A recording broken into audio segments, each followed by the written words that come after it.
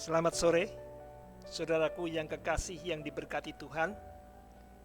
Mari kita ikuti sedikit waktu melalui live streaming ini, pembahasan firman Tuhan di dalam pelajaran sekolah sahabat kita minggu ini, yang hari ini berjudul Doa Daniel. Saudaraku, mari kita awali dengan datang kepada Tuhan terlebih dahulu. Bapa kami yang penuh kasih, yang bersamayam dalam kerajaan sorga, segala hormat dan syukur kami naikkan kepadamu untuk segala penyertaan, pemeliharaan, perlindungan dan berkat-Mu sepanjang hari ini Tuhan. Dan pada sore hari ini kami ingin mendengar firman Tuhan. Kiranya Roh Kudus-Mu boleh menolong hati pikiran kami boleh menerima, mengerti, dan melakukan apa yang Tuhan inginkan, sehingga itu menjadi berkat dalam kehidupan kami. Memberkati kami semua Tuhan, dan kami mohon ampun dosa kami. Dalam nama Tuhan Yesus Kristus kami telah berdoa dan mengucap syukur. Amin. Sepanjang triwulan ini kita mempelajari Kitab Ulangan yang ditulis oleh Musa.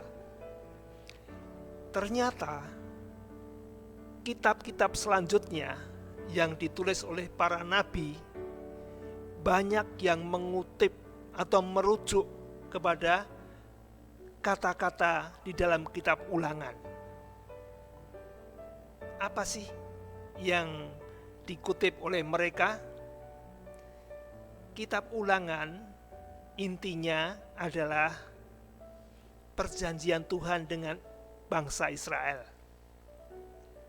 Dari pihak Tuhan, Tuhan ingin memberikan apa? Tanah Kanaan. Tanah yang penuh susu dan madu. Itu bukan karena bangsa ini yang luar biasa atau menyenangkan Tuhan atau ada keistimewaan, tidak. Itu semata-mata kasih Tuhan. Hak Tuhan memilih bangsa ini untuk menjadi apa? Duta atau wakil-wakilnya untuk memperkenalkan akan kebesaran dan tabiat Allah kepada bangsa-bangsa lain. Itu dari Tuhan. Lalu dari bangsa Israel apa syaratnya? Apakah harus membayar dengan nilai yang mahal? Atau dengan kehidupan yang penuh penderitaan? Tidak. Israel hanya menerima saja. Hanya yang diinginkan Tuhan ialah apa? Di dalam Ulangan 10 ayat 12 dan 13. Ulangan 10 ayat 12 dan 13. Maka sekarang, hai orang Israel, apakah yang dimintakan daripadamu oleh Tuhan Allahmu selain dari takut akan Tuhan Allahmu, hidup menurut segala jalan yang ditunjukkannya, mengasihi Dia, beribadah kepada Tuhan Allahmu dengan segenap hatimu dan segenap jiwamu, berpegang pada perintah dan ketetapan Tuhan yang kusampaikan kepadamu pada hari ini, supaya baik keadaanmu. Itu saja. Tidak berat. Perintah-perintah Tuhan itu adalah demi kebaikan bangsa itu sendiri di tanah Kanaan. Seperti kalau kita mengasihi anak kita, kita membiayai anak kita dari kebutuhan makannya, sandang pangannya, pendidikannya, kesehatannya, itu kita berikan apa? Tanpa menuntut apa-apa. Yang kita inginkan ialah apa? Anak kita itu menghormati kita, menuruti nasihat kita, karena nasihat kita adalah untuk kebaikan anak kita sendiri. Mudah sebenarnya, simple. Tetapi kenyataannya apa? Mari kita buka di dalam Ulangan 31 ayat yang ke 29.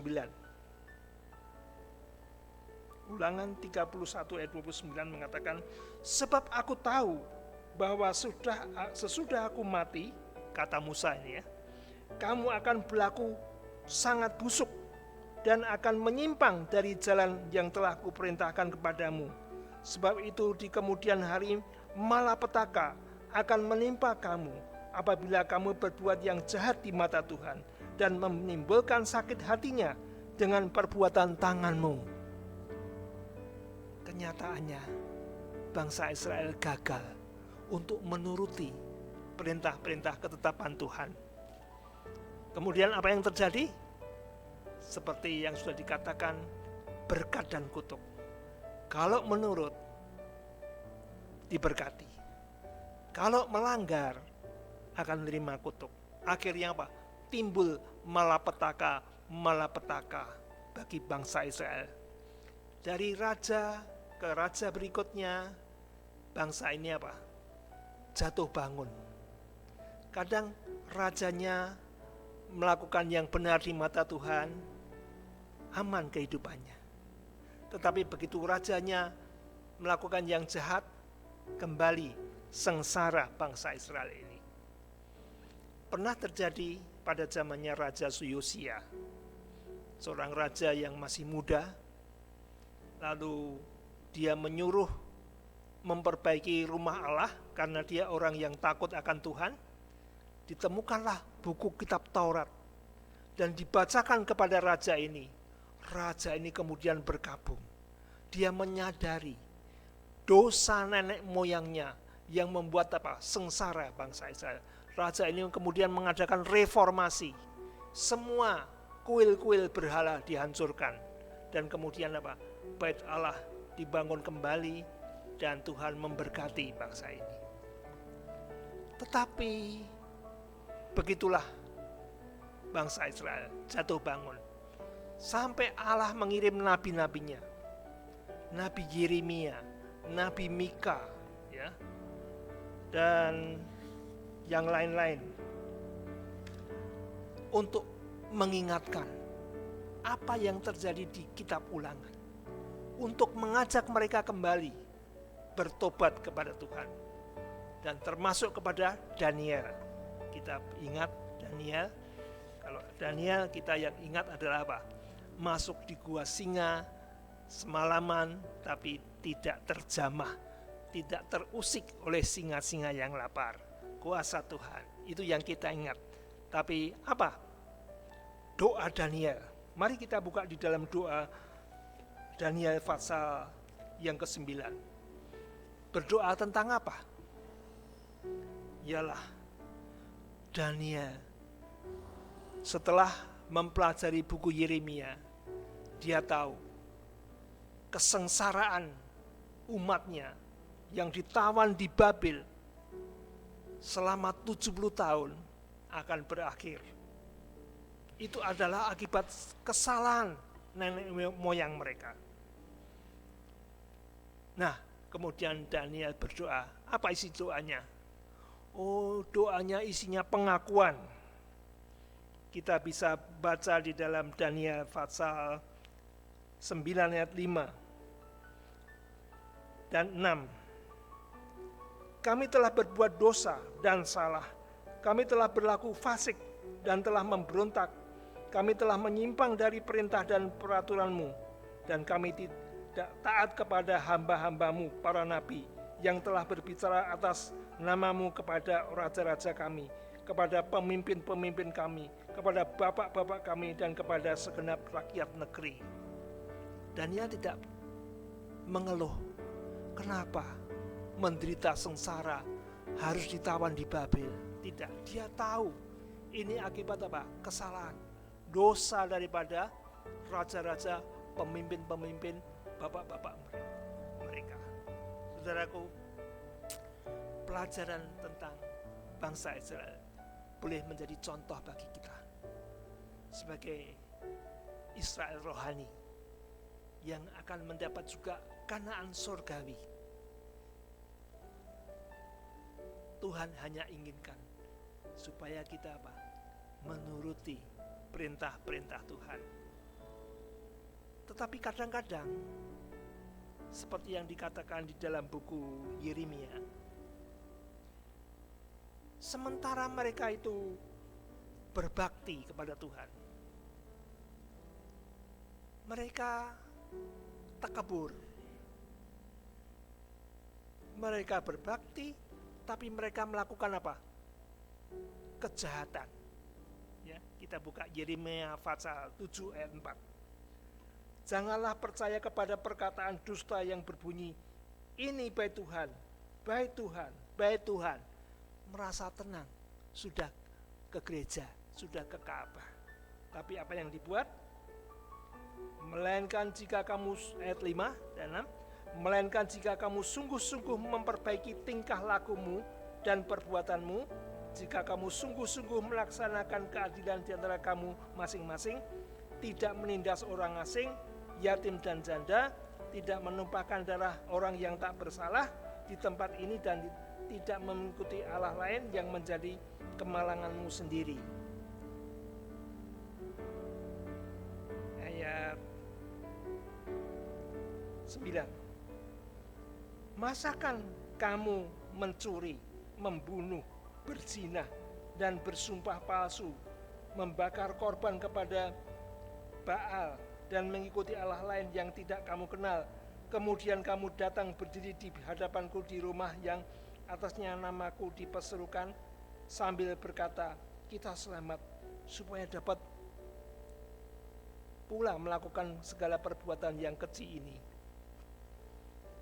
Hati-hati saudaraku, sementara kita itu setia beribadah, mungkin di dalam pelayanan, tetapi kalau tingkah laku kita tidak adil, menindas orang, tidak jujur, dan juga membenci, iri hati, dan sebagainya, percuma saudaraku. Tuhan berkata itu dusta. Jangan merasa tenang sudah menjadi anggota gereja, tapi tingkah laku kita tidak atau berlawanan dengan kehendak Tuhan. Kita bisa lihat pribadi kita dengan 10 hukum sebagai cermin apakah kita sudah melakukan. Nah, kemudian ada juga di dalam buku Mika yang mengatakan jangan merasa kalau sudah beribadah, membawa persembahan, ya, perpuluhan, sumbangan besar untuk gereja, sudah tenang.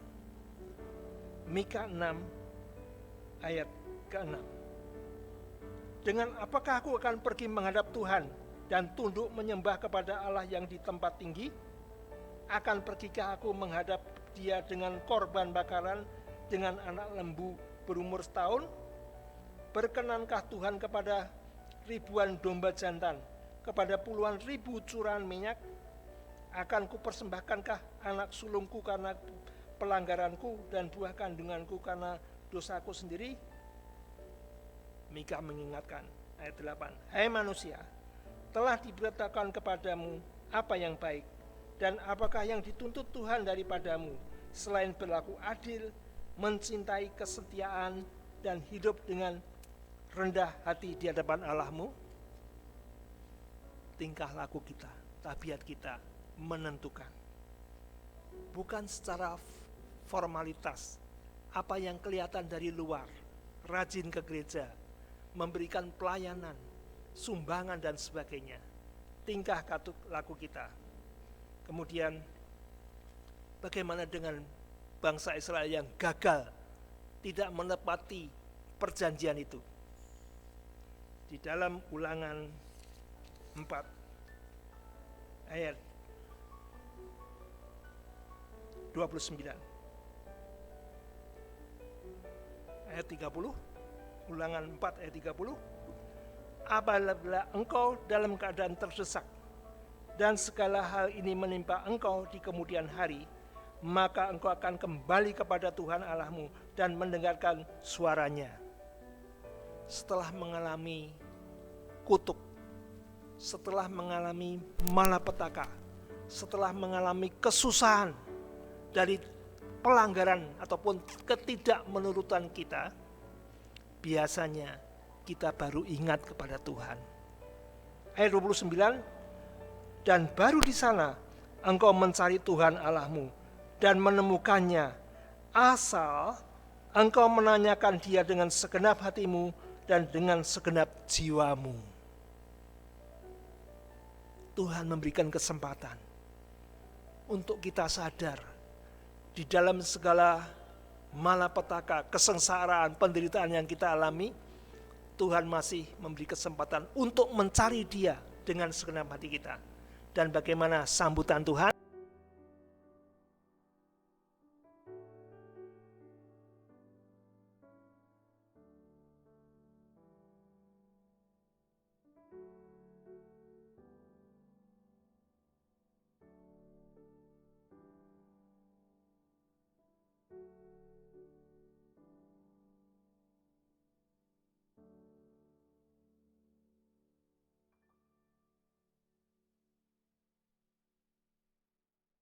Balik kepada Tuhan, Tuhan tetap memberikan kasih sayangnya kepada kita.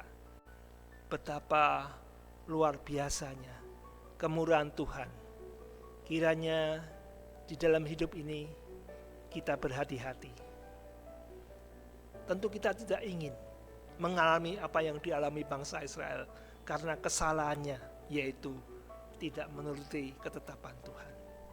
Kiranya kehidupan kita selalu setia kepada Tuhan, menurut di dalam tingkah laku kehidupan kita. Tuhan memberkati kita.